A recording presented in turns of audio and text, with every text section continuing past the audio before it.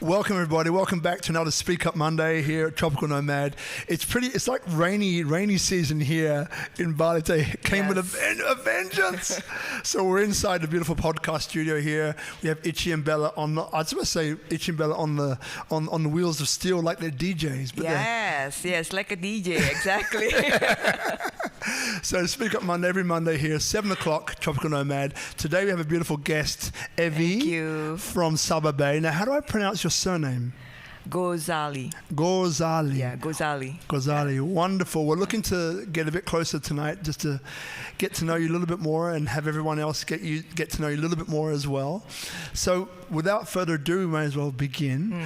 So look, Evy, maybe those people perhaps who don't know you, you mind telling us, like where you're from, where you were born, and what life was like for you growing up? Okay. That's a good start. So thank you, Robert, for having me for this opportunity. I'm from Jakarta. So I was born in Jakarta. And then when I was about 12, I moved to Singapore to study. And till high school, college, American school. And then I went to the States for university. So my life has been pretty much, I think, for a lot of us, it's normal between my families that after 12 years old, you go to Singapore because it's a higher, better education for the future. So I'm lucky enough, my parents sent me to Singapore and then to the States. And then, of course, they expect us to go back home to help the family. Which at first I was kind of reluctant because, I think going, after working abroad is like an opportunity that you should just go, because you can always go back to Indonesia anytime. Your family will always welcome you, right? So if you can be outside, then you should be outside. Got it. Yeah. And so how many of you were there? So you've got some siblings as well? Yes. I'm the oldest, so I have three younger sisters. One passed away when she was a baby, so now there are three of us. And my sisters are still in the States. Yeah, so I hope they'll come back soon. Yeah. If you guys are watching. And so what do you think if there was something that you're obviously remotely connected, right? So what would you say, whatever comes up in your mind, what is it that connects all of you girls together? Is there something that connects you all together? What would that be? It's family. It's our parents. The fact that my mom is super busy, but we always take a time every year to have a family holiday together. And even without her explaining, I know my parents both work hard for the family, for us, to get into good schools, good education, good future life. So somehow it's just the heart connection. Because my parents, we are Indonesian Chinese families, so we don't really talk about feelings, like my dad is very quiet. If he doesn't say anything, that means it's good. Everything is good. If he says something, that means there's something to improve. So it's good that he is quiet, So we don't talk much regarding like how you guys will always say like I love you, to your kids and all this. During our time, it's not normal. Like my sister does it to her kids, but during my parents nurturing us, we don't say I love you every day like that. So it's just, I guess, actions speak louder than words, right? So the fact that she just takes care of us and she comes back home at night, but then, with her tired face, she still smiles and all this. So it just, and the family holiday every year is a bonding time. So that's how we got connected. Yeah. And then, so two questions really come up. So do you miss that opportunity, to say I love you and to have that really palpable, feelings of connection. I know love languages, right? There's different ways to express the 5 it. love languages. Yeah, and like acts of service is a massive love language, right? Yes. But do you miss that feeling that? Actually, at first, because I just realized what you're born with, what your beliefs are, usually is what your parents show you. So I thought I don't need those kind of expressions, because we just don't say it. So I thought I'll be fine without it. But along the way, when I want to search myself further to know myself better, then I started to question. So do I like it when people say it to me, and to practice it myself, because it's easy to listen, and to feel good when someone compliments and someone say all those things, but to practice it is for me is actually harder. Yeah, but slowly, because people around me already started doing it, changing the ambience, the practice.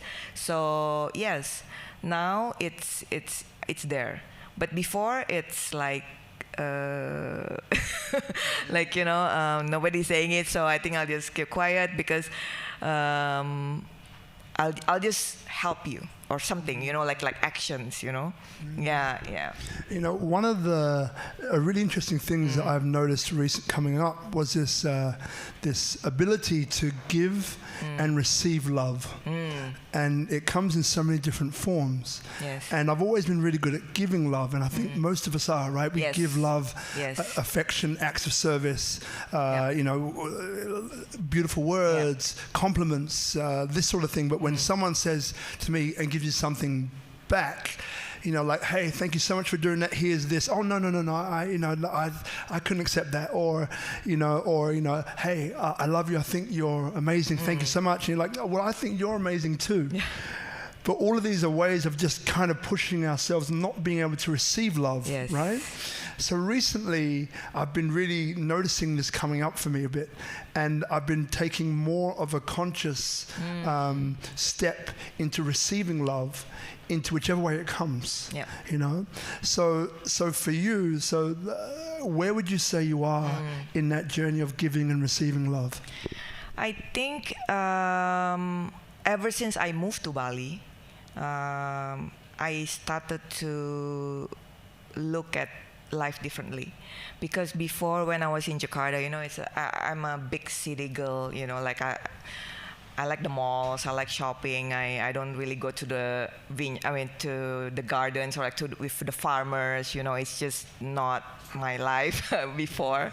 So for me, it's just and my family always teach me to give and give and give. Wow. So even my grandma, every time we were in our village, I used to live with my grandma for a few years, and let's say there's a food hawker, like someone selling food in front of your house, and you want to buy your snacks, and my grandma will always ask me, because there will be kids of the neighbors coming because to see the cookies and all this, but they don't have money to buy.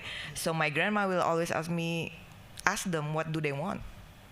So sharing, giving to them, giving back is always a practice since I was small. But to actually be kind to yourself, to love yourself, that's something that I learned to do it myself. Yes, that started when I'm in Bali, actually. Wow. Yeah. And tell us a little bit more. I think that's the biggest journey that we can make. The one to learn to love ourselves. Yes. Because what I find is if you can love yourself, you can love anyone. Yeah. Right? Because see that self-acceptance that allows you to have empathy for everyone. Yes. And anyone. And so tell us a little bit more about that journey for you. What it felt like, tasted like, of learning to love yourself. I thought I wanted to just be successful in business. You know, I was like very career focused. I wanted to be like my mom because she's a very smart businesswoman and she's leading in a company. My dad is 9 to 5 job. He's a musician, so he's chill. You know, like after work he would come and play with us because my mom is still at work, so he will be the one chilling with us. But I always admire my mom, so I wanted to be like her, which means okay, I have to be smart, good grades, good job, and career first. So that's what I thought I wanted, you know. But then when I was in Bali, it's like things are different, and now also we are working with farmers. It's not like a banker lifestyle that I wanted to have, and I guess working with farmers and seeing their lifestyle and how Bali is. I think the Bali ambience just changed you, because it's so different than the big city in Jakarta that I'm used to, or New York, because I used to study in New York, right? So it's all like a fast life, right? Fast-paced life. But when you come to Bali, it's more about somehow you just get to think about yourself. In some ways it gets to you, you know, like to actually analyze yourself. And that's the beginning of me like going for yoga and do things that maybe I never have time to do it before, to try it now. So I just have the urge to wanna like actually telling myself, oh, I should try it now. You know, so it's like there's something about the environment in Bali, and also maybe because of the fact that I come face to face with farmers, you know, like people who are totally so different than my own life, that really make me realize that there are people out there who are struggling, and you should really just enjoy and be grateful and really maximize your potentials.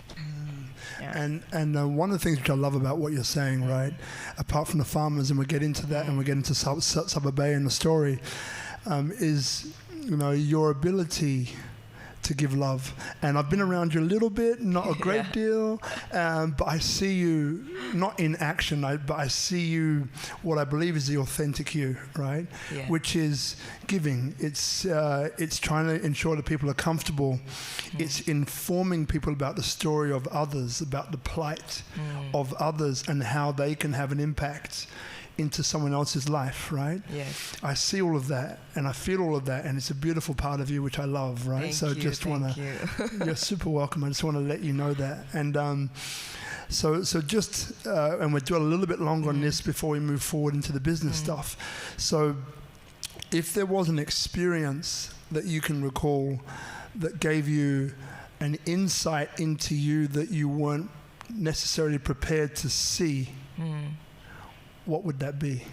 An insight. Yeah, like an insight or an experience.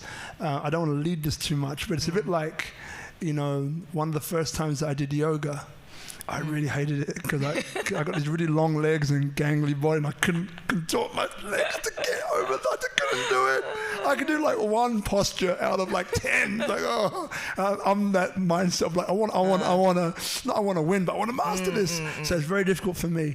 The second or third time I began to sink into it and began to get this peace about what it is, and with that peace was like an inner strength that was coming in that was about mastery, and that was something which I wasn't really expecting.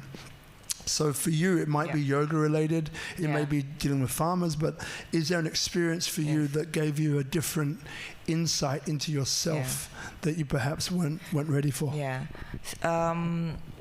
You know how our minds work, right? It's like monkeys, right? Like they jump around and like you have like what, 10,000, 50,000 thoughts a day or something like that. Yeah. And that's what I'm used to, and I thought that was normal, you know. Like, and I thought there's no getting away with it. Like, you just have to keep up with your brains and your thoughts. So I have always having that belief ever since I was born, and then I graduated. And when I moved to Bali and I started doing yoga, I realized that you can leave all that behind in the yoga room. And really, because you have to follow the teacher, because I do hot yoga, the Bikram, so you have to listen to the words, and those things are actually the moving meditation that you actually don't think about other things. And I realized, actually I can be in this space. I can be in this space of just not focusing on my thoughts, but focusing on the now, right? Because usually I'll be like, okay, I'm going to do this future. The future is like this, you know, like, but the now is like the one that I don't even really like, okay, now, it's coffee, it's tea, you know. It's like, I don't really enjoy the now because I keep planning and planning and planning. And I think it's because, you know, there's a Chinese, I don't know, maybe Indonesian also, there's a saying that's like, you suffer now so you can enjoy later. So I think that really like the mantra I do for like until I graduate. Suffer now so I can enjoy later. So it's like, I did my master for 1 year, financial engineering. It's a 1 year master degree, and I want to take it because actually I don't want to go back to Indonesia yet. So I know it's kind of like a stupid decision, right? But my friend and I, my best friend, people say we're twins because we always like have the same classes together. We go out together, and we'll be like, I only did 3 years of bachelor. Because I did summer school, and then I did AP for the college, so you have all the credits, right? So you actually save 1 year. And then coming to the 4th year, after the bachelor graduation, I'm like, okay, I don't want to go home yet. So we were like, okay, maybe we'll take the business degree. 1 year business degree is financial engineering, which is good because finance is finance, right? Because my dream was to be an investment banker, to work in Wall Street, you know, like I can kill myself for 5 years, and then after that I think I can enjoy my bonus and, you know, like, yeah, you know, have fun. So it's okay, you know, like to kill yourself in 5 to 6 years. So I did take the 1 year master degree in financial engineering. And it really killed me actually, because engineering mindset is different than I did economy, bachelor in economy. So engineering is really totally different mindset than economy. So I really had to learn everything like crazy, you know. And thank God they usually do projects. So you don't have to do it alone. You just have to be with the smarter people, and you'll be fine, you know. So it's just too crazy. But that's just how it is. Like I always plan for later, you know, like in 2 years. So when I did yoga, then I just totally realized like I'm enjoying the now, you know, and of course the yoga is hard as in the beginning too, you know, like because even though I'm flexible, but you need to be strong to do yoga. And I like to see people doing all this fancy stuff, you know, headstand and all this. So even sometimes I find that like it's actually tiring to do yoga, and you actually die daily in yoga room, you know, but you get stronger after that. Right. Yeah. So I always joke with my teachers, you know, because they know I really like yoga, and I practice a lot. they're like, yeah, we die daily so that we get stronger, so that's actually also like another perspective of yoga that I never really think of. I thought it's just meditating to slow down, to enjoy the presence. But actually, when you really already liking it so much and you do it, you want to push yourself, you can get to that point where you die daily, where you die in the yoga room, and then after that I'm like, oh my God, like fresh air and all this. So so that I think those are really the feelings that are like basically just something different, something that I never get to taste it before. Yeah. And thank you for that. Appreciate it. Thank you. By the way, I had no idea that she does yoga. It was just a question that came up. Cause I remember. I'm not asking the questions here. I tune in from here and then I listen. And the questions we never do any preparations actually. So it's all like. I love that. So look, I see you and I feel you as being a very strong, obviously very sharp, very intelligent, savvy woman, and obviously gorgeous. Thank you. But where does the strength come from? So if I asked you, where does your strength come from, what would you say? And this is the last question we get on to Sababay after this.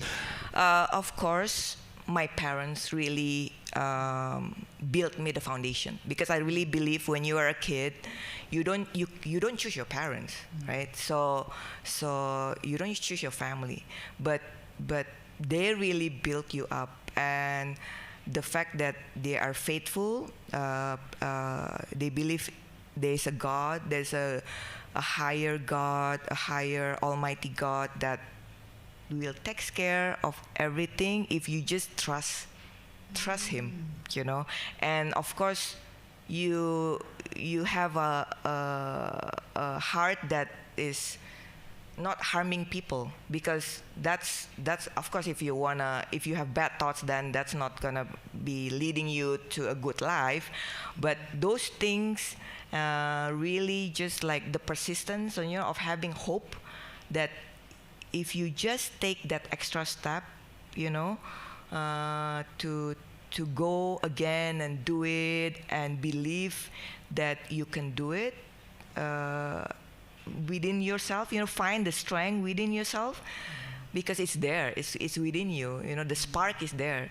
So those are the practices that I believe my parents have taught me, and it's already there with me, and it just keeps it just keeps building within me, and I practice, of course, because I think without practicing, then you just will not you won't be able to maintain it and give examples, because sometimes it's just you never know, like people can die tomorrow, and it's just about thinking the positive thoughts. Actually, I just before I came here, I went to the bathroom, and you have a poster in your bathroom, and it says being positive and not negative is not naive, it's leadership.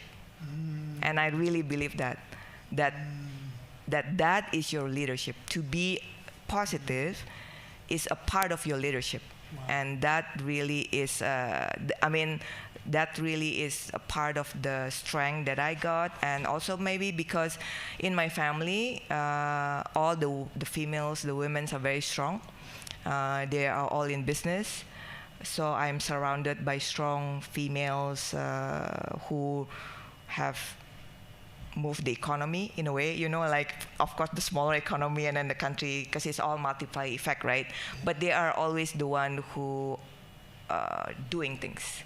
Like, they don't just talk and, but they do it. And I think that active faith to do it with your closer family or friends, you share thoughts, you share ideas, and you do it together. Yeah, that's also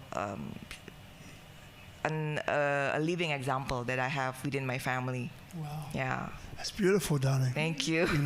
And one thing we see every week that we have different guests is this ability between the 0 and 7 to have this input from outside sources, usually our parents, which gets to really set us on the course. We have two little daughters, 4 and 6, and one was just in hospital. We were in hospital over the weekend having something removed, and just seeing her respond to pain, it breaks your heart too, but seeing her respond to pain and then trying to find ways to hardwire her for, not just for success, but to be strong and to be aware and to be understanding that this pain that she's going through now is temporary. And trying to do that with a 6-year-old is a whole nother situation, but it affects us all as we grow older. And I love the fact as well that it seems to be our grandparents are the ones that instill something so powerful within us that is really moving us forward. Our parents do the best, but it's our grandparents, it seems like, in this generation, which have a major impact on who we become. And what they pass on is beautiful, because they were probably in that range of war and seeing what that does to people and what it does to friendships and all the rest of that. So the mindset that they come with is one of inclusion, right? Inclusion as opposed to exclusion, which I love. Which brings me on to one thing, and I'll quickly get back to you. Is so I see life as a jigsaw puzzle, more and more and more and more and more. And this jigsaw puzzle is this beautiful batik that we all collectively create, and each of us has a piece. Some of us have more than one piece, but what defines a piece is that you do what you do best, or what you're in the process of mastering, right? And number 2 is that it's not something that you keep to yourself. You trust yourself and you trust others. So it's something that you give. Not something that you hold back on and say, this is mine, my IP, blah, blah, blah, blah, blah. And the third thing is that it's something, a project or an initiative that is uplifting humanity in some way, shape or form. And each week I see different pieces, like people watching here, the people watching on these different mediums, like it's no coincidence that we're here listening to this, however we've come to it, and we all have our piece. So moving from that, so if I said, what would your piece be moving towards Sababay, how would you define your piece? Piece in the in the jigsaw puzzle, piece, right?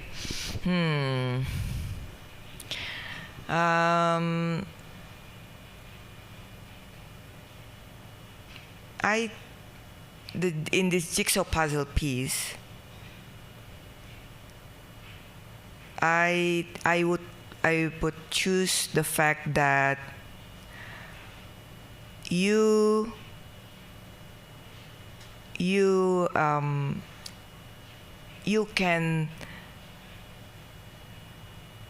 can direct your life the way you want it to be. And I'm not saying that as if like you only have the confidence and that you only believe in yourself, because I think sometimes believing too much in yourself also can be arrogant, and that also can lead you to a fall. So I always, when I say you can direct your life in the ways you want, is always where there's a factor of God, or like a higher, like a higher universe that you can call it to, knowing that you are not alone. In your life, you are not alone. Physically you might be, but you are not alone. So if you really have a vision or something, and you just do something, and you just talk. You even talk. Talking is like something that's like, our mouth is very powerful. So if you just talk it, and you will see actually there are things going on, and maybe you get better ideas. Sometimes you have to write it down, because if it's just on your head, then people say it's no, you have to write it down. Like, you have to be as clear as possible, because that's when you really know what you want. So I think the practice of just talk it or write it down, be as clear as you want, really is actually you are building that kingdom or whatever that you want, you know. Beautiful. Yeah.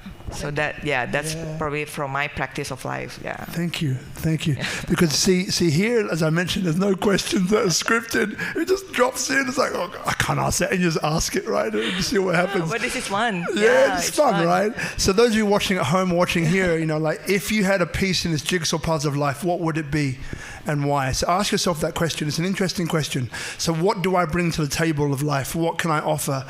What can I do to inspire other people, including myself? You know, what would that look like? What would that be? You know, it's a really interesting question. So coming forward now, so let's get on to the business. So now Sababay, right? Yeah. I love what you're doing with the farmers, and we keep hearing this reference. Yeah. I love it, right? So maybe if you could explain to everybody here, you know, like what is the ethos behind Sababay, and what kind of drew you to it? I know it's a family business, but there's something in there that you connect with. Yeah. And I see it every time we talk about it. So share a bit about that. Well, first, honestly, I think because for me, I'm born in a family business environment. So it's always that I know the business is for the generations, for the next generations. So when my mom decided to move out of the big family business and move to Bali to make wine with the farmers, there's no doubt of me joining, because I know I wanna work with her. I wanna learn from her things that I couldn't learn in college. You know, like not in books and all this. Like this is like practicing, and in Indonesia you do have the way to do it Indonesian way. You know, like in terms of mindset, even people, culture. You know, like so I work with my mom. I joined her. I co-founded Sababay because I want to learn from her, and I know she's building this business for the family. And my sisters are all in the States, so I'm the only one right now who have the time and everything else to practice and to actually be a living, you know, testimony later on with my sisters about this project. Yeah, but along the way, I see it changed me, you know, because I mean, I think without my mom having this idea, I wouldn't be able to have this kind of business. Like it's a social. People are saying, usually business, when you have profit, then you do social impact. The social one comes after you have the profit. But for us, before we have profit, we do the social first. So I learned like that's just something that I never practiced before, because before it's always about, okay, what is your feasibility study, your business plan, you know, your profit for 5 years, blah blah blah. But here we work with the farmers. We pay their loans first before they even join us. So that's like an investment upfront before you even know if the business is successful. So I think without realizing, there's something deep in my heart that just connects with that.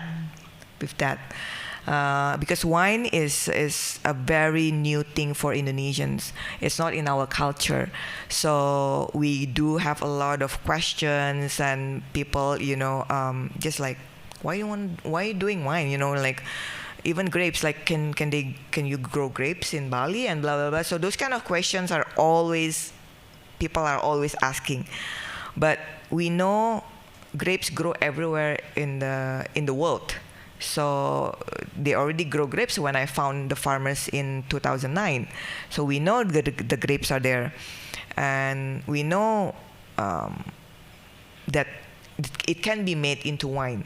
So it's just actually the research and connecting with people, and because my mom really is a very sharp business person, so she knows the potential is big. if we can build the brand slowly and just start first, you know, because Indonesia is 250 million population. I know not all of them drink, and we have the millennials, we have the tourists. So even if I get 1% of that number, it's already good enough for us. We don't need to export, and we can actually do all this multiplier effect to the people, you know, in the agriculture sector. And that's what we want. We want to be welcoming tourists, or even like the locals themselves, of our local products that are so yummy, and it goes well with Indonesian food, and it becomes the pride of the people and the nation. And that really will hopefully to inspire other people to work with farmers or agriculture, you know, anything, because Indonesia 80% is fishermen and farmers. So it's big if we have all the young ones to go into agriculture. Yeah. And we'll get on that in a second about the young ones coming to agriculture. Yeah. And also, if you let us know that really interesting statistic about the amount of acreage under growing wine. But before that, so when I say to you, Bhinneka Tunggal Ika. Oh, Bhinneka Tunggal Ika, yes. Yeah. Yes. So can you explain what that means to you, and for the guys here who don't know what that means, a translation into English? Bhinneka Tunggal Ika means united in diversity, and there's one God with all. That's why we have 5 religions. Then actually my grandma is a Muslim, and then my dad was a Buddhist when he married my mom. My mom is a Catholic. Wow. And then after the Asian crisis, my dad changed to Catholics because of the hardship. The Asian crisis had hardship that it really shocked us. You know, the US dollars from 2,500 rupiah per US dollars become 13,000 in 3 months. So that really is a big, and my mom is the financial director, so that really is like earthquake for my mom, you know. So I guess my dad sees the faith in my mom, and he slowly question and say, oh, I want that faith.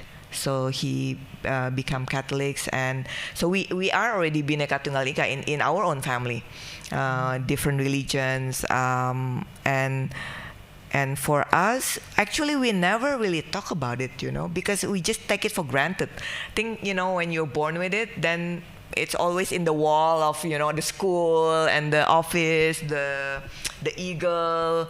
So we just see it as an everyday thing, and we never really discuss it. Yeah. But lately it has been a topic, and we realized, oh wow, this is a very good example from Indonesia to the world about respecting everyone's differences, and then people, even the locals, people start to talk about it and be proud of it. Yes, but before that, I think it's just like the thing you see in the bookstore, you know, in the books, in the textbook. You practice it, but you don't really like. I think it's like, oh, we assume everyone knows about it. Yeah. We assume everyone in Indonesia, even the expats, maybe know about it. Yeah. You know? Yeah. Yes. Yeah. So you are the one who actually make it a topic that people can and should relate. But where I was from, I grew up in 2 children's homes for 18 years, from 6 months to 18 in London, and I had some really out-of-the-box experiences.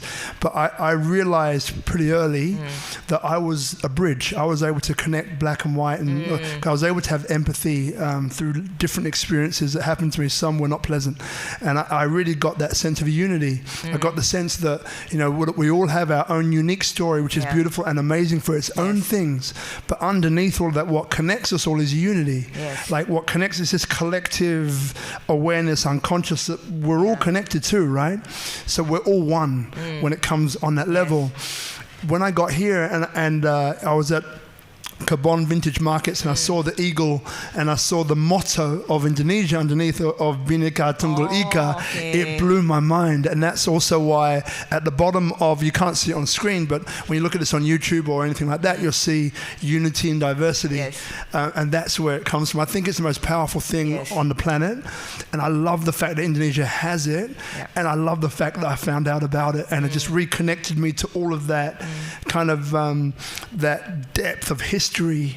You know, in my family are people like Martin Luther King, Malcolm X, Marcus Garvey, these guys who underpinned the American Civil Rights Movement, and it wasn't about black, it was about rights for all people.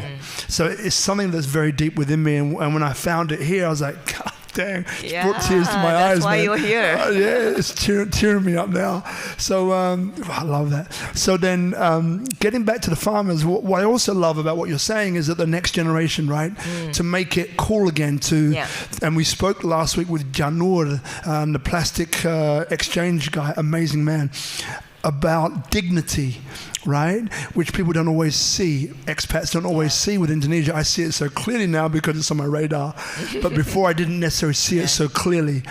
So if you'd like to tell us, you know, the amount of, I think was of acreage or ara underneath those wine growing regions prior to a certain time, where it's become now, and what you are trying to do to bring it back. So before, there was 2,000 hectares of vineyards in Bali, and it all in Buleleng and Karangasem. And when I met the farmers in 2009, it was only 1,000 left. So, and we saw the living environment, the standard, you know, like the way they live is just way it's very different than the city life. They're very simple, but also I believe that they still need money to put their kids to school, and even the kids don't want to be farmers. The kids become hotelier, or they go to cruise. It's just, farming is just not it's just not fancy. No, I mean, you know, like it's hard work.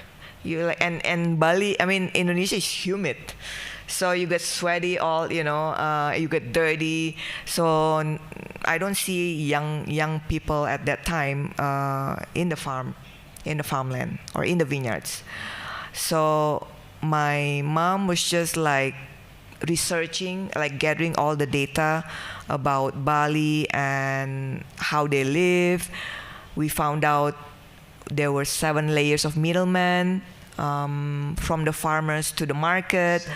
Seven. Yeah, it can be maximum 7. Yeah, so that's why they get the lowest price, because you have to go 7 middlemen, right? And also it's just, I think Indonesia is a big country, and I see the government is more focused on the rice, so the rice farmers. And in Buleleng, it's a dry land, so you cannot grow rice all the time, and not everyone can grow rice. So you need something like grapes to grow. But who's buying the grapes? Because usually they just sell it on the streets. They don't even have cars to go to the supermarket to deal directly. And supermarkets, I mean, usually you have like, I think in the States they have like a union or like a collective of farmers, and then they talk to the supermarkets and all this. So I don't know, I'm talking specifically for these grape farmers. I don't know why they didn't have it, but when we met them, there was none of those things that actually you see it's a standard practice in other countries. Yeah. So we just like, oh wow, you know, 500 rupiah per kilo during the big harvest is is what they get for the grapes, and that's in 2009. And I mean, I'm coming from Jakarta. 500 rupiah like per kilo, and I mean like what kind of, you know, like it's just something that's like, oh my god, like cannot see how they live. Like, because they're farmers, they can grow vegetables, so they don't really have money to eat. But then for other things, education and all this, you need money. So I can't think how then they will put their kids to university, you know, blah blah blah. And I think that just like stuck in my mom's heart also, like the fact that in 2009 we still see our farmers in this kind of level. And my mom just kind of like, okay, you know, like, what can we do? You know, grapes. Oh, grapes can be grape juice or it can be wine. Of course, grape juice is cheap. You know, if we sell it for grape juice, I mean, as a business, I think it's not making a bigger impact. And also we need a quantity, and there are so many grape juice already available. So wine is the highest added value that we see, and we realize the potential is there. We only 1% is local, and the 99% is all import. So if we can just take 5% of it, you know, and work with the farmers, make them a better, I think I want them to be a businessman also, not just to think like farmers, to actually make them think like a businessman, you know. Okay, you know, like, I pay my fertilizers this much, I get my money this much, and I hire the harvesters and all this, and what do I want to do next? So now they already started thinking like that because they see the result, you know, and they want to put their kids to school, and the ones who already graduated, they ask the kids to come back to help them. The engineers, you know, like some of the kids study engineering, and there wasn't any job in the city, so they asked the kids to come back home to help the parents. So I see this already started for the past 2 years, and it's like uniting the family again, you know, and not having all the people stuck in the city, looking for jobs and leaving their villages, you know, empty with like old people and, you know, like kind of like not growing. So we see a change happening, and I really hope that Buleleng itself can be a destination for people to go and see the vineyards. So there's another attraction in Buleleng for them. So, because if not, then okay, what do you want to do in Buleleng? You know, like, because maybe scuba diving, beach, but Bali has a lot of nice beaches that you don't need to go all the way to Buleleng to see the beach, right? Yeah. So we see that having another attraction, becoming a destination, basically, to be a destination. Buleleng to be a destination for something. So people, even though it's 3.5 hours away from Denpasar, and hopefully we have a second airport in Buleleng, so that will be really good for the people and for everyone in Buleleng. Yeah. You know, like, one of the things which I'm really loving, so this is SpeakuP Monday, this is number 85, and you know, and the last maybe 10 episodes, and we'll keep doing it, is based around Indonesia. So it's called Destination Indonesia Series. And one of the things which I'm really loving about it, right? So you know, Wahyu, Christia, Irena, Janur last week, and there are many more. You know, each of you has got this powerful drive of wanting to uplift and inspire your country, right? And I get it so strongly with you as I do with those others. And, you know, the reason why I love it is because, again, you know, we all have our own individual stories, but at the core, you know, like, you're actually inspiring all of us. Thank you. Right? Yes. Not just Indonesia, but all of us. Yes. You know? Yeah. And so to be like a witness to this story that keeps on unfolding in different directions along the same line is so powerful. And I find it enormously inspiring at a time like this, where personally I know the people are suffering. personally, I'm so focused on being unlimited and thinking unlimited. Unlimited. Right? Yes. And being a part, like my mission in life is, for the next 50 years, is to, how do I positively impact 1 billion people, right? And so I'm just having that focus and intention. I'm finding some of the most astonishing human beings I've ever met, which are up to global things. And I'm getting to assist. So this is directly or indirectly, and it's incredibly powerful. And what I see in you is the same thing. And I see it in you. I met your mother very briefly. I see it in her. And I see it in how you want to, educate farmers and give them provide opportunities for them to be economically free. Empower them. And empowered. Yeah. Yes. So then, and the dignity. And the dignity, right? Yeah. So then, and then Janur last week was speaking into now this one I can't pronounce, so maybe you're going to help me, right? About the 3 things that underpin Indonesia, connection to the land, connection to... Tri Hita Karana. Yeah. Yes. It's a Balinese, practice to have connection to the gods and to the land and to the people. Yeah. So you have to be balanced in those 3 connections. Yes. So can you pronounce it again for us? Slowly. Tri Hita. Tri means 3. 3. Yeah. 3 means 3 because it's 3 connections. Hita Karana. Tri Hita Karana. Karana, yes. Ooh, I got it. Tri Hita Karana. I think it's from Sanskrit words. Yeah.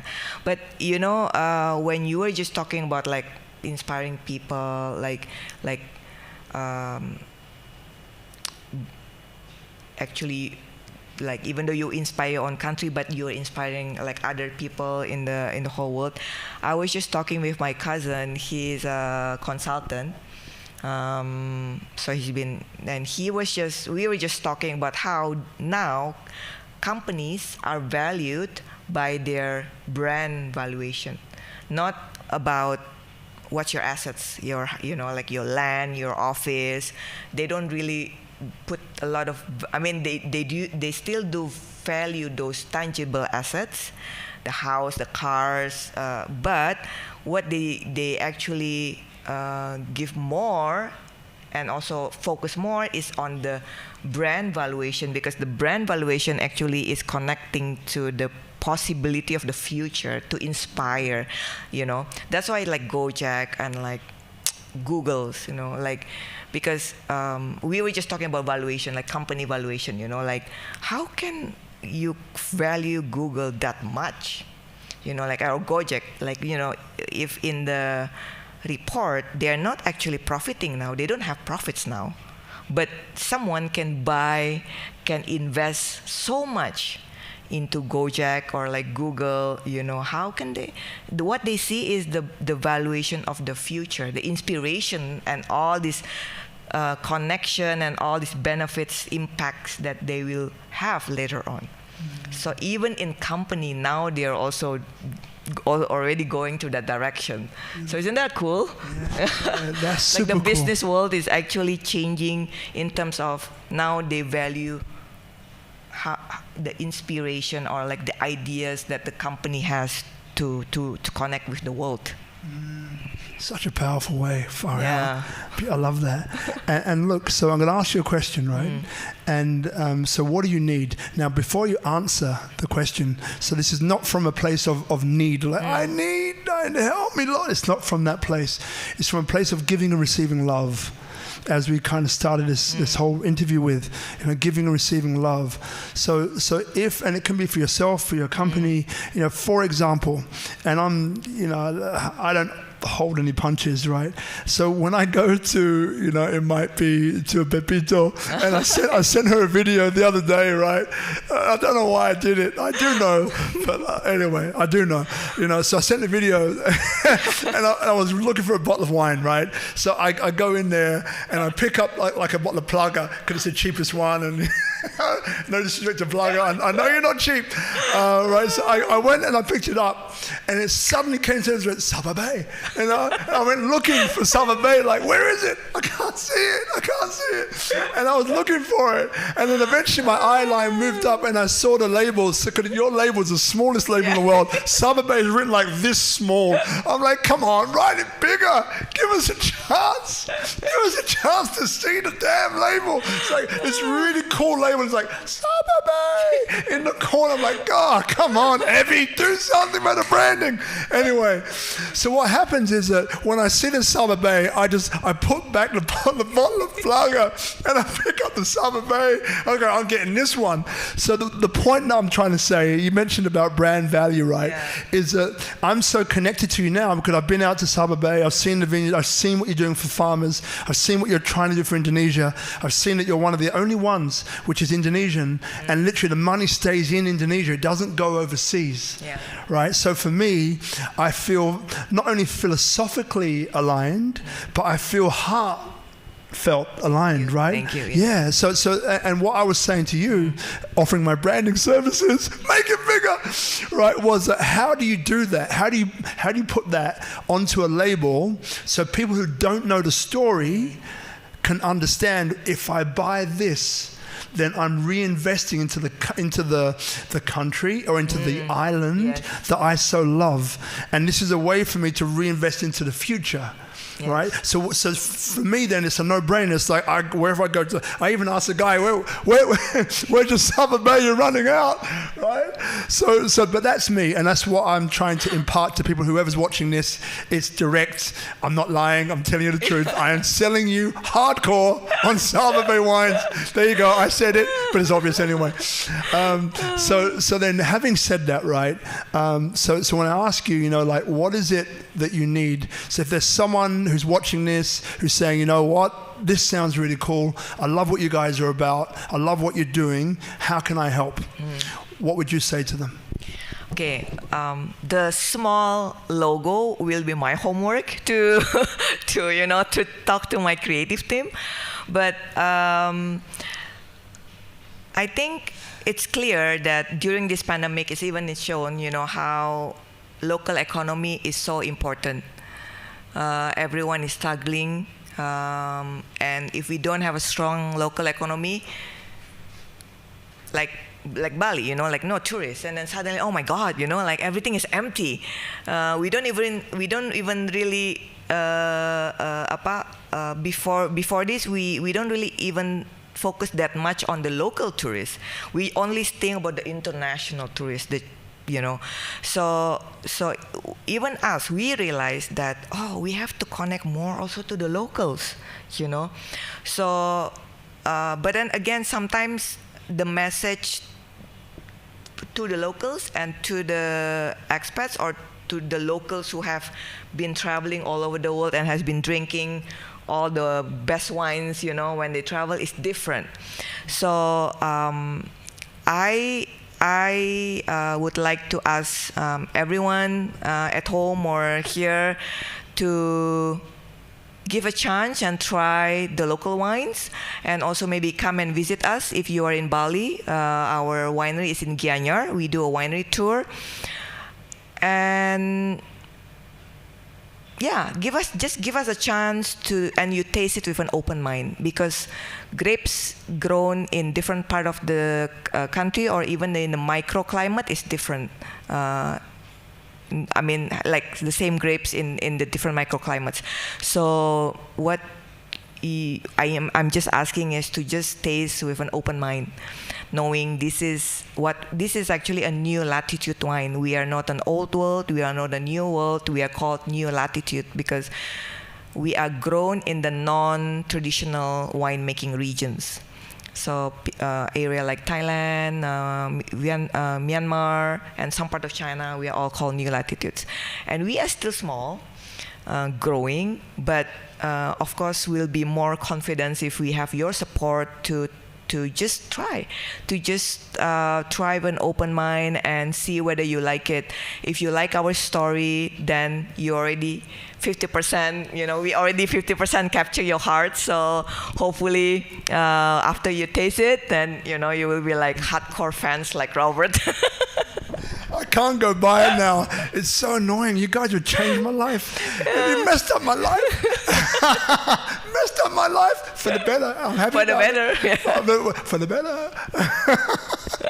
So guys, so anyone here, so this is over to you guys here who are in the studio. Remember, you can come here to Tropical Nomad Monday, 7 o'clock. We had some vicious rains today, so we got a smaller crowd than usual. Yeah, it's okay. But everyone who's supposed to be here is here. Yes. That's how it works, like a birthday party, right?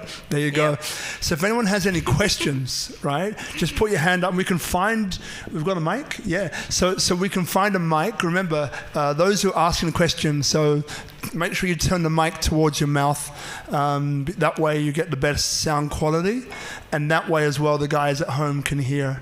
No question is a silly question. Just ask it and we'll answer it, okay? All right. Over here, Ichi in the front. Yeah, there you go. Will it reach? Hello. Hi. Hello. Thanks, guys. Thank you for sharing your story and for finding out about your connection to the farmers, which is incredible. Myself coming from an engineering and food tech background, actually going into agri-tech. So it kind of tied in surprisingly well. Yes. So I guess my question is what's the main pain point for the farmers? Because you said that they're quite like disconnected. There's no lobby or union, which is one thing I've noticed as well. But in terms of like maybe some tech solution, everyone has a phone. There's actually more phones in Indonesia than people, so there's actually like a lot of people have multiple phones. Yes, but what would you say is like a major pain point from the agriculture point of view? You mean pain point meaning it's like the like a difficulty or some challenge that you're facing on the agriculture side? Because our example is specifically on grapes, and grapes, our grapes are all with seeds. So if you notice, if you eat grapes, you will eat more seedless grapes than the one with seeds. I don't know, but that I like the one seedless, right? And also there is not much. I see that the agriculture school here is only in the big city. They don't have like a small, maybe what do you call it, like a diploma school or something. Not a university, but just a small specific subject, or like even what kind of disease, like there's so many diseases now that I think they cannot keep up, and what kind of fertilizers they need to use and all this, just simple trends that actually already known outside. But here somehow the information or it's maybe in the universities like Udayana, they talk about it, but not really to the people practicing it. And I think that's one. Education is definitely one for our farmers. But also I think the link between, I don't know, like hopefully the government can have a connection between the big hotels and the farmers, but also the quality control, because sometimes hotels want really, really good grade A fruits, and how to get that is something that's missing, that I hope someone can be, or there's a unit to actually help them to get there. Because for us, we have our own vineyard teams to teach the farmers. So they are the ones who will tell, you need to grow it like this, to be grade A, or to be certain Bomé, and that's because we are doing the grapes business. But in mangoes and others, I think it's still missing. Yeah. But you can be a teacher, in the village, like engineering, agri, food tech, like to actually just share the potential of fresh fruits can become more other things that will give better added value, and also lifetime, right? The lifetime, which is very important in fruits, especially in this humid weather. Like one rotten grapes can like affect everything in a way, So. Yeah, and look, I just want to say, so Kadar's got a question after Ichi. This gentleman here, for those of you who can't see him, he's a very handsome man, and he's a great communicator. So I think you may have a job if you need one. Just saying, just putting it out there. And he's a great smile too. I'll stop right there. It's getting funny. So for those of you who are just joining us, we're here at SpeakuP Monday. Beautiful guest today is Evy Gozali from Sababay, CEO and co-founder of Sababay, the best wine in the world. As far as I'm concerned, yes, I am biased. I am. But I love the story and I love the wine. So we're on to the Q&A session right now. And so this is to the crowd that are here. You're welcome to come every week to Tropical Nomad. 7 o'clock we start, and just come in. If it's great weather, we'll be out in the garden. If it's not so great, we'll be here in the great podcast studio. And thanks to Ichi and Bella. So right now we've got another question coming up.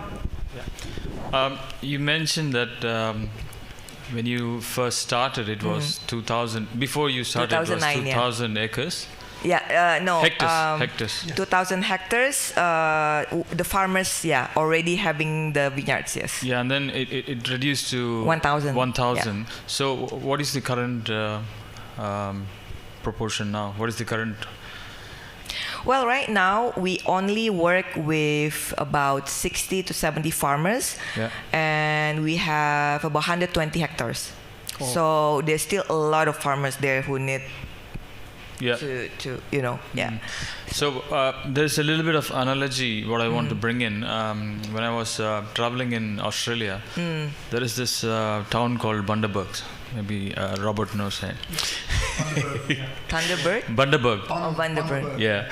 And the importance of this town is it's a rum making town. Bundaberg is the name of the rum. It's rum. Rum. Yeah. And it has a very good history and a good story like yours, right? All the sugarcane farmers. It's a sugarcane territory, right? A lot of sugarcanes and farmers. At one point, there was a big loss, and then this industry came in. Rum making industry came in, and they bought, like you, they bought the sugarcane, and they took off their debts. And now, when I go into that town, everybody speaks of this brand. And for me, coming from, I'm from India, right? And then for me, coming from India, I'm there, how could an alcohol brand have such an impact? I couldn't understand. And then I went deep into the tour. And then I understood why people value this brand. It's not that this is an alcohol brand, but what it has done to the farmers there. So when you were explaining, I kind of connected to that story. Thank you. That's beautiful, and I think I'm gonna research more on the rum story. Yeah. So that's why I wanted to know what is the current capacity at which you're working. That means there is still a big scope. Yeah. So I'm calling out all the people to try Sababay wine and buy, so we can have from 120 hectares to 200, 200, because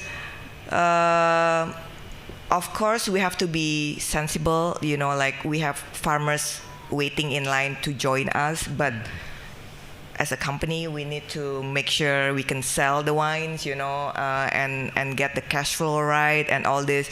So for now, we just so happy that even the farmers now are like our promoters. They talk to other people, about how their life is changed, and so even in the village, Sababay is like, as you said, like they just talk. Like, I think the word of mouth is the best, like it's the best promotion, because human connection, you cannot change human connection, right? Yeah. So I mean, you cannot. I mean, even in TV, it's not really human connection, but they just mess with your your brain and all this, right? But honestly, I see so many people like you, Robert, like, because we are connected, and it become like ambassadors for life, and it really just makes me realize it's a simple things that we already know, even though the technology is amazing, but human connection is still like a primary thing that you really need to not forget. Yeah, and I really hope we can grow more. But then again, as you know, when you're growing, you have the growing pains, and you have all these good problems to have. But again, it's a challenge. So we should not be afraid of that. And yeah, we really, really want to see Buleleng becomes a place that people come and say, oh, I want to see actually we secretly, we pray of Napa Bali. So it's not Napa Valley, but we secretly call Napa Bali because it's just fun to, and it sounds good. Yeah, but everything starts from somewhere. Yes. Right? And you're more than halfway there in many ways, and and philosophically as well. We're actually from a heartfelt connection. So the other thing, apart from Bhinneka Tunggal Ika, is the other thing we do is people inspire people. Right, that's the other. They're the two things that underpin this whole thing. SpeakuP Monday, people inspire people, and unity in diversity. And again, like each week we have a different access to that, and you've given us yet another one, right? Another view to seeing that same thing. Well, when you mention that this month is going to be an Indonesian series. And I mean, I'm just so happy because I think we need more of this. We need to just be connected, and really support each other, inspire each other, especially during this hard time, I'm just, I was really so happy to actually know you are doing Indonesian series, because I know you've been doing all the expats living in Bali to talk more about why they come here, and I also was enjoying all that because I was like, oh my God, Bali really attracts everyone here, like amazing people who choose Bali of all the places they can be. Why? There's so magical. There's something magical about Bali. That's why we are we're just so grateful to have the winery in Bali, because it's already a platform for us to showcase what we have. People come here. You don't have to do like. I mean, you don't really have to promote out there, but people come here, and we are already here. So I mean, the future is looking very, very good after what happened this year, and knowing that what doesn't kill us makes us stronger, right? Yeah. And just one more question. Yeah, go get up. So, wine is wine, right? Yeah. I mean, wine is wine. Yeah. So what did he just say? What did he just say? I don't know if he just said that. Right. Right. I mean, as you just mentioned this microclimatic changes and stuff, but at the end of the day, it's grape and it produces wine.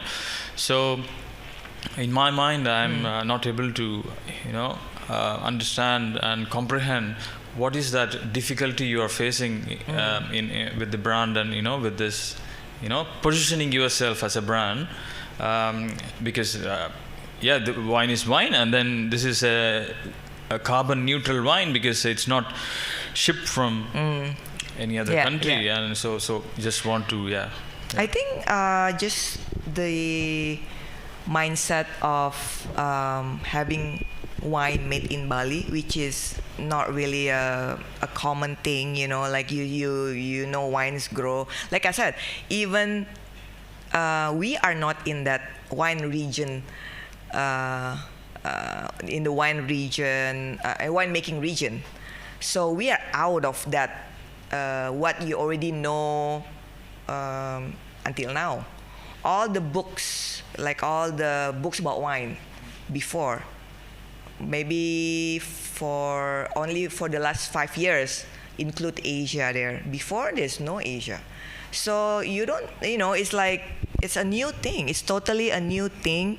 And also a lot of Indonesians, even myself when I was smaller, I have this mindset that imported things are better. You know, it's because it's cooler, it's better. I don't know why. You know, it's just instilled already in me that I want a Prada bag, or, you know, like some branded out there internationally that I never really appreciate the locals.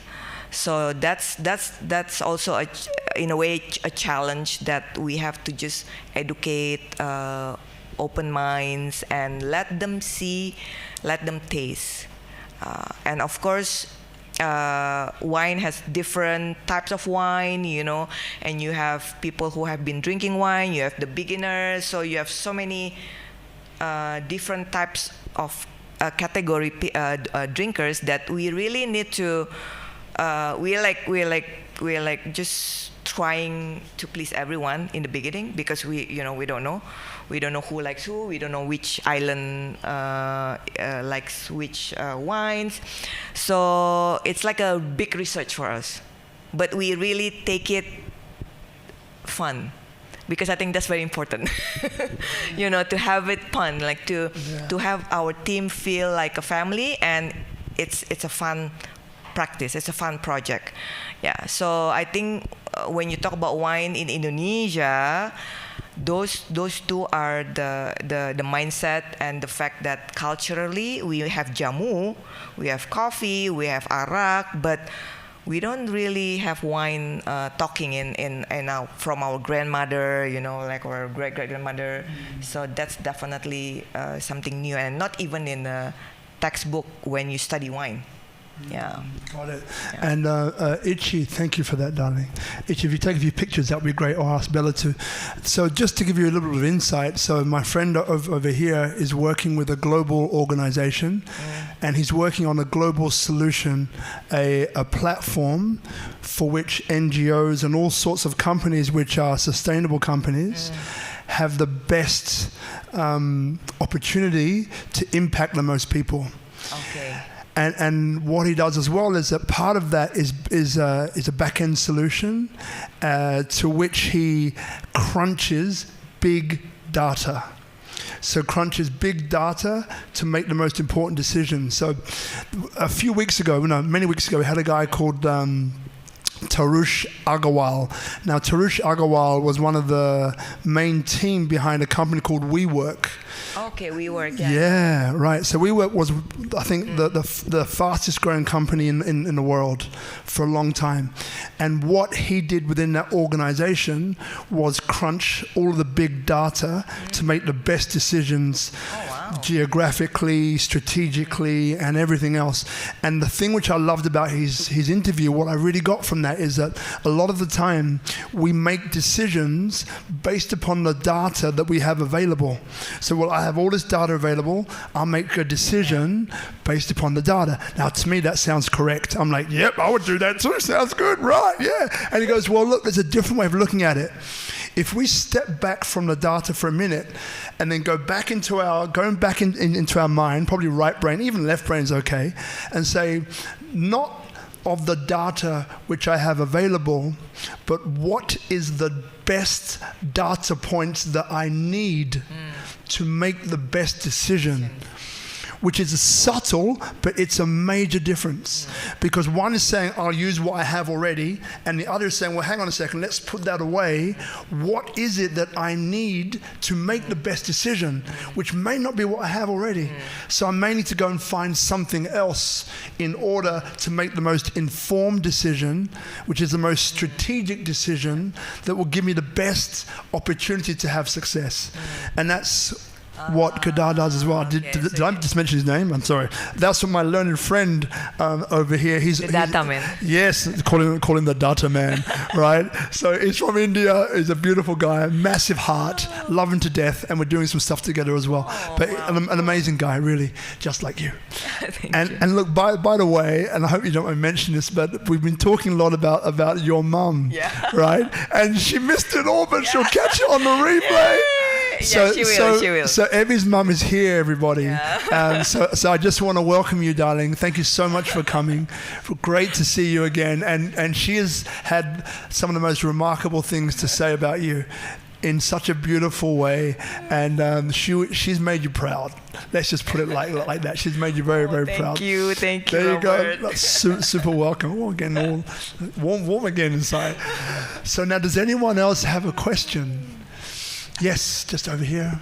Come on through. Actually, later we can try this. Hello. Hi, hello, good evening. Thank you for all your sharings. It's been Thank you really for coming. super interesting, and to see all your views and everything you bring to this place as well. I drink the wine actually since I got here. I had to drink a lot of wine this year, so I think I tried all of them. I would also agree the logo is a bit small. We can talk about that later, but the wine is nice. Obviously, the circumstances this year were a bad surprise for most people, and a lot of things came affecting a lot of people's life from there. But I truly believe there's also a lot of good things that came out of that, or realization, or actually positive things. I was wondering, what is the positive thing that came out of all those circumstances that surprised you the most within your business, or the people around you? Especially this year, right? You're talking about... Yeah, within the pandemic, and how people reacted, there is a lot of good reaction from people as well, and things you wouldn't expect. Yeah. And I think focusing on the positive is also very important to build back stronger. So I was wondering, anything that surprised you with the farmers you work with, or people within your team that you were like, I had no idea they would react like that, but that was truly beautiful. So first, before you answer that question, that's a beautiful question. Thank you. Thank you so much. Really, next week you're here, girl. Sorry, Beautiful what's your question. name again? Justine. Justine? Yes. Oh, okay. I have a best friend called Justine too. Meeting Robert is one of the positive things that of course, meeting you, leading to meet you guys. I think what the positive thing is, I get those free time to be connected with people who maybe everyone is busy last year. Everyone was like saying, oh, last year was the best year in my business in Bali, like the best, overachieved, blah blah blah. So this year, friends or like even people who we know are our customers, the GM of So who haven't been to the winery to come and meet. We did a wine picnic, wine garden soiree, so they all have free time. And these few months we've been having wine garden soiree with everyone that maybe last year, they couldn't make it last year. So for us, that's one thing that is very positive. And of course, we realize we need to push more on online sales, because online sales is growing very big. And also I think the funny challenge that we have in the vineyards when you're talking about farmers. There was a time where we couldn't do any harvest because the local, the Banjar authority is like saying, oh, you cannot be around, like, because when you have harvest, you have 20, 30 people, coming together with the buckets, and because we weigh the grapes in front of the farmers, so they know how much they get, and then we pay them in front, like cash. Yeah, the wife and the husband together, because we want to make sure the couple knows how much they're getting, not just the wife or the husband, right? so we want to be fair. We don't want any fights in the house later on. So it's like those are like challenging, like how can you have a harvest like not too many people like around and all this. So we just have to have a new normal, yeah. But I think what really again is positive is again to just have time to look at the company and analyze and talk and just be more like, okay, so what were the things that we didn't focus, like the local markets, the local communities here that we thought Bali is full of tourists, so we will prioritize on the tourists. But now we realize, we cannot just do that. We need to also get in touch to the local people, the local communities, and that's when we said, okay, so we should not forget them. Yeah. And thank you. And I think that answers your question, Justine. Yes. Great. So one of the things which keeps coming up very powerfully as well, and it came from Janur. Oh, the Moxa. Last week. Yeah. Is this approach of mastery. And so the question which comes up is that, you've done incredibly well. And, apart from the the logo. The logo's too small, Mum. The logo's too small. Make it bigger. I couldn't see it. No, my eyes are going. Right? Apart from the logo. So jokes aside, the logo's beautiful, but bigger. So which areas do you think you could improve upon? You mean in terms of the business, like what we're... The business, whatever comes up. It could be targeting, could be marketing, could be whatever comes up for you. Because Indonesia is big, right? 13,000 or so islands.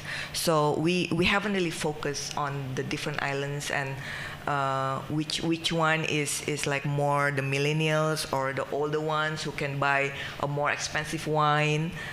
So we should improve that better next year, to really know that the market research and know the target. Okay, I'm coming to Kalimantan, this island or this city with this type of wine, because we have about 13 types of wine now, 13. And then the liquor the distillery is a different one. So we have a lot. So right now I think it's time for us to really focus and also to have more direct to customer activities. So we can do the activations and share the story and do the connection, the customer connection directly, because we know that that's working very well already, but we need to do more. Yeah. Got it. And then the other question that comes up, so now you've been endorsed by the Indonesian government, right? Can you let us know what that endorsement is and kind of how it came over, how it happened? How it happened, I think Wonderful... So let people know what the endorsement is first. Yeah. So Wonderful Indonesia is a movement from the tourism, our Ministry of Tourism. They want to have like a catchy word, like tagline, like Malaysia has something, Thailand has something. So those movements are basically promoting, and you really work with the local producers, because Ministry of Tourism is big. So this one is like they really choose the best. And somehow the first year, which is like 2017, 2017, and they just, I guess because there are not a lot of wine producers locally, and we somehow just got chosen for the first year that it happened.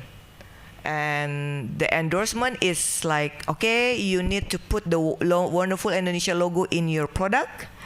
We will endorse you, and wherever we are doing exhibitions, Minister of Tourism will have a booth, and you can put your products there. You don't need to pay. So that's right now is the biggest advantage, because in terms of internationally, we have a few buyers, so we can show to the world that wonderful Indonesia wines are there. But also now, the Ministry of Tourism is looking also to have a special tour programs that they will think is different from the other countries' tour programs like wellness and all this. So we get to be a part of the Indonesian tour programs that gonna attract the international tourists. Yeah.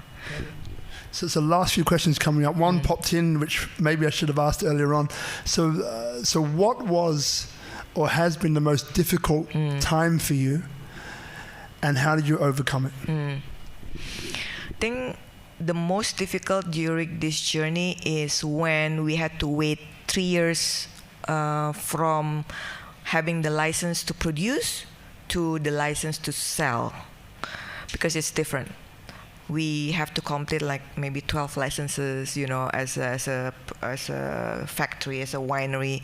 So those 3 years, we really don't know when we can sell, and we already started working with the farmers. We already buying the grapes. We already pressing and making the wines and just keep them all in the tanks, But we don't have money coming in yet because we don't know when we can sell them.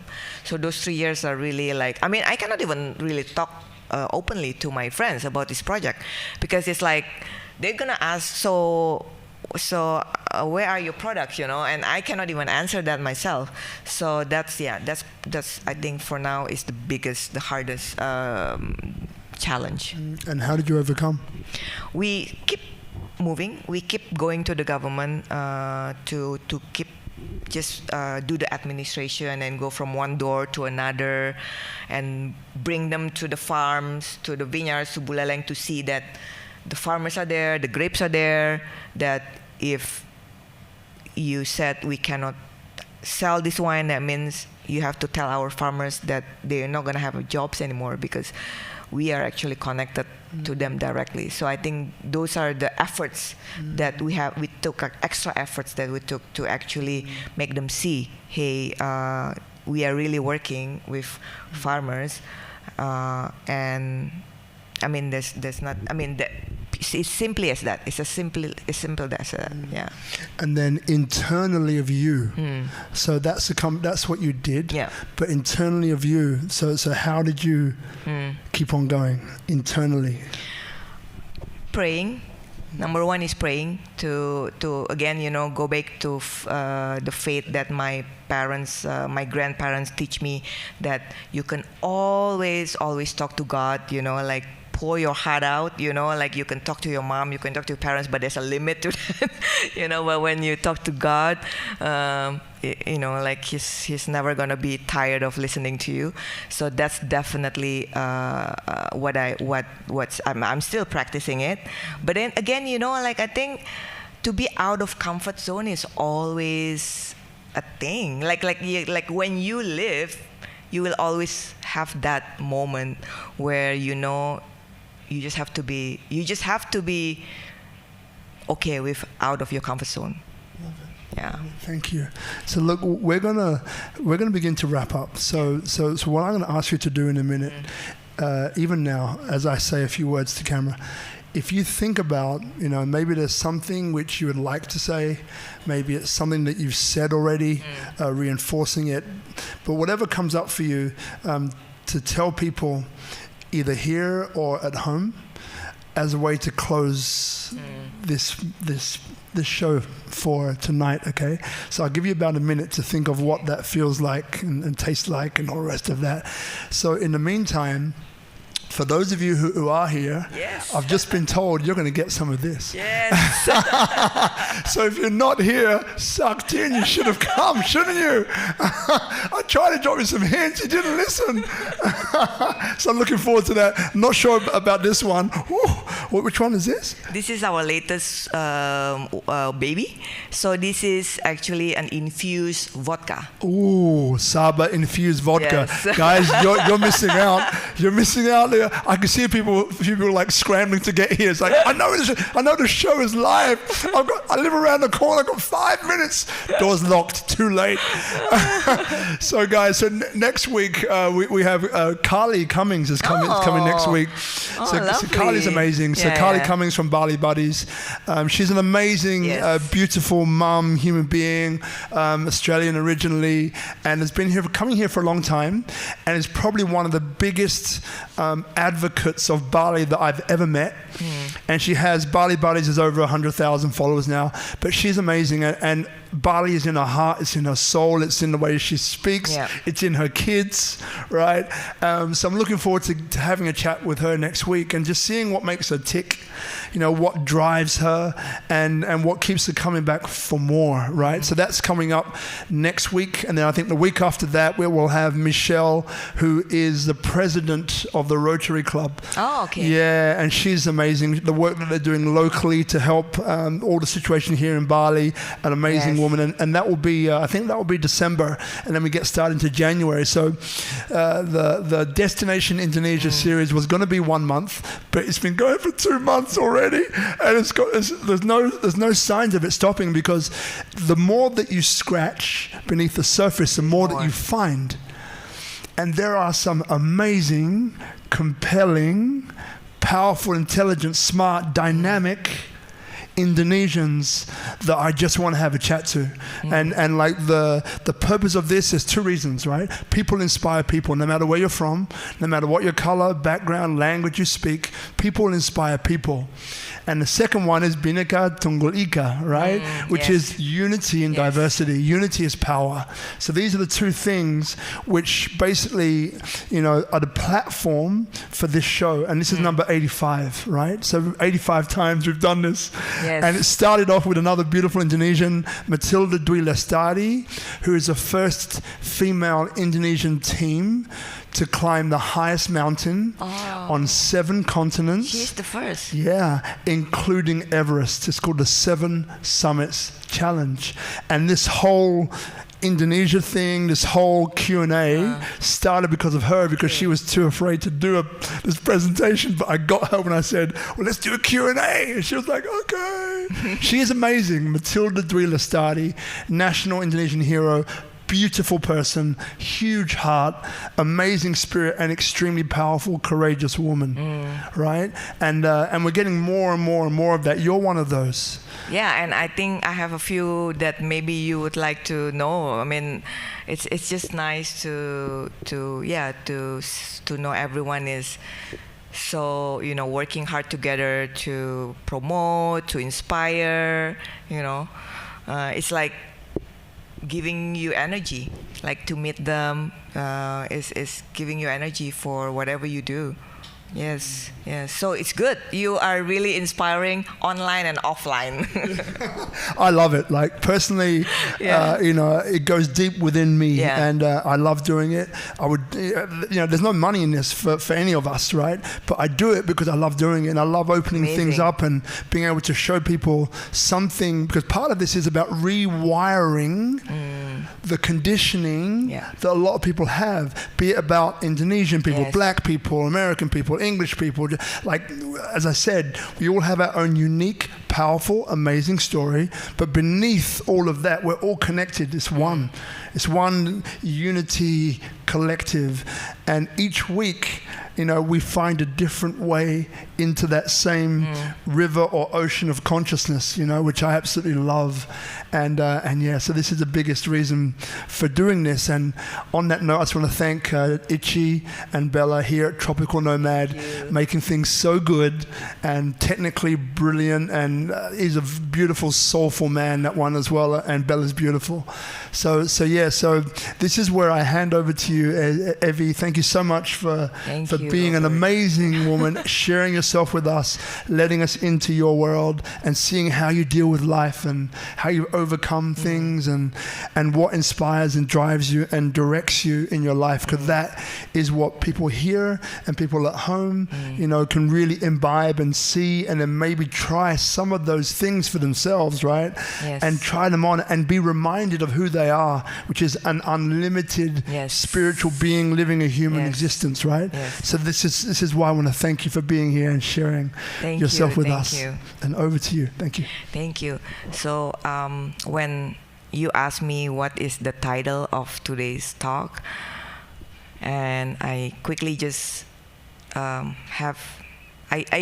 directly just think, living beyond your wildest dream, because this really has been a wild and joyful journey, and for me it's an example where you just like having an open heart and believing in there's a greater you inside, the unlimited you, that you if you don't think it's there, find it, because it takes practice to actually do it and find it, because but it's there.